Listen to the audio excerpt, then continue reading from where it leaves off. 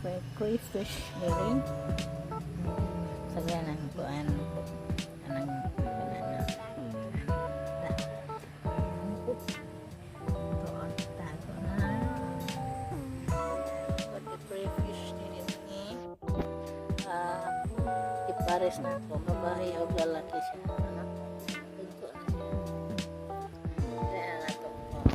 Pagawas cake na nasa 5 siya ni clock. So kung itong taon na itong sarapan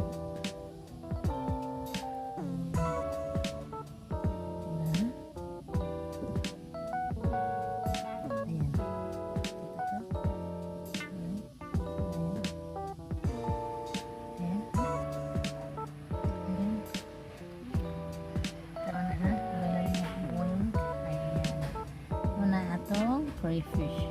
Ako na siya na. Dapat na sila pagbuka. Babae o lalaki. So, ayan. So, wala man may kabalo.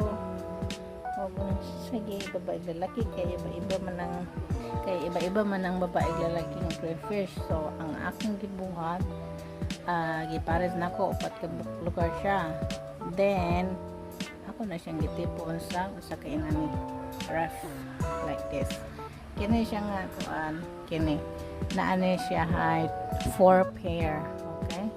Babae o lalaki ba? We don't know kung unsay ginampo lalaki nga sign kay katanan man nimo ang iyahang kanang atubangan kung unsay sign ng lalaki babae, pero ang akong bana-bana or kuan lagi tugma basta hindi mao. So, ako na lang siyang i-pair upat, no? Okay. So, ayan. Bye-bye. Sumurot mo.